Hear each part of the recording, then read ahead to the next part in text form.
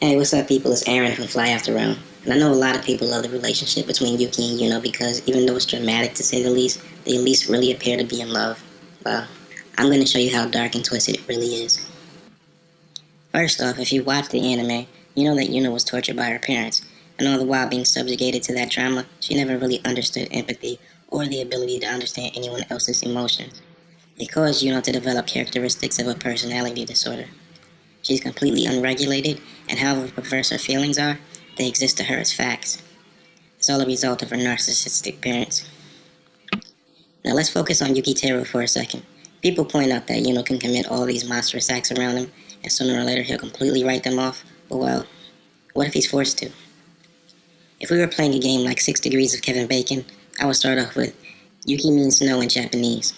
Yeah, it snows often in Stockholm, and Yuki has Stockholm Syndrome. The name Stockholm Syndrome comes from a bank robbery in Sweden, in which victims were wrapped in dynamite and locked in a vault for 6 days. What took place afterwards was beyond bizarre, as the victims defended their captors. They kept in touch with them and even refused to testify against them in court. You see, in order to get through traumatizing situations, people attach themselves to whatever force is keeping them alive. And since their needs for food and water were provided to them, along with plenty of sob stories, the victims became bonded to their captors. Yuno was a malignant narcissist, which would develop into psychopathy if it weren't for Yuki, who was in turn a perfect victim. Yuki's been threatened with death and unable to escape it for almost the entire series. All he has is hope that things will change. But wait, let's not forget about Yuno. Yuno was a victim as well. Yuno's worst fear is Yuki's rejection, because that would mean that Yuki has rejected the false self that she worked so hard to construct. Literally, this is her false self. To her, the only thing that matters is if she can do something for someone else. But on the flip side, people only matter if they can do something for her. Yuno can kill at will because she has no sense of empathy. Yuki can eventually write it off because he's developed a bond with the only thing that's keeping him alive. Yuki would have been killed 10 times over if it weren't for Yuno, but Yuno is an empty shell that needs Yuki because he is the only one with the ability to love her unconditionally. He'll always take her back after she kills random people or even people close to him.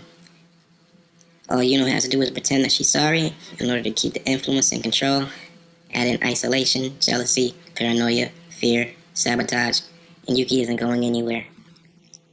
The dust has become gods of space and time, right? So on one hand, you have the unconditional love and grace of God, and on the other, you have his jealous wrath.